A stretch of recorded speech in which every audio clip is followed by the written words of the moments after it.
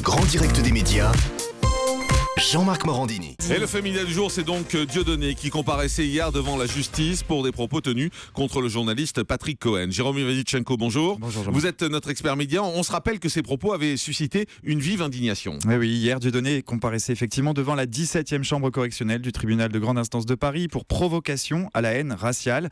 En cause des propos tenus sur scène il y a un peu plus d'un an dans son spectacle intitulé Le Mur, des propos qui avaient été diffusés dans l'émission Complément d'enquête sur France 2 en décembre 2013 et qui visaient le journaliste Patrick Cohen. Devant un public visiblement conquis, Dieudonné y affirmait, je cite, que Patrick Cohen a fait une liste noire de personnes qu'on ne doit pas inviter dans les médias avant d'ajouter « Quand je l'entends parler, je me dis les chambres à gaz, 3 petits points, dommage ». Une phrase qui avait provoqué, vous vous en souvenez, une vague d'indignation mais aussi l'interdiction du spectacle de Dieudonné. Si le polémiste s'en était pris de la sorte à Patrick Cohen, c'était pour répondre aux journalistes qui avaient estimé quelques mois auparavant que non, tout le monde ne pouvait pas être invité sur un plateau de télévision ou dans un studio de radio.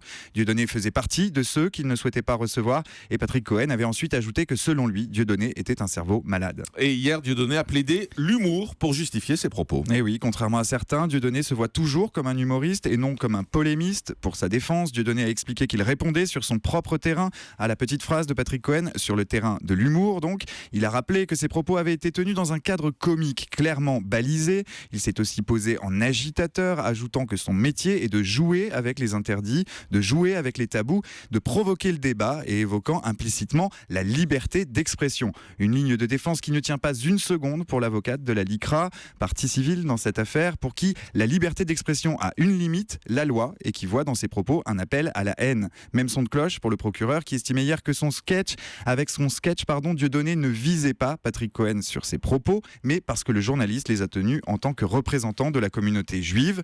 30 000 € d'amende ont été requis contre Dieudonné. Le tribunal rendra sa décision le 19 mars prochain. Et si on prend un peu de recul sur tout ça, il faut dire que ce n'est que le début d'une année judiciaire qui s'annonce très chargée pour Dieudonné. Oui, on se souvient qu'au lendemain de la grande marche républicaine du 11 janvier dernier, en réaction à la tuerie de Charlie Hebdo, Dieudonné avait suscité la polémique, une de plus, aurait-on envie de dire.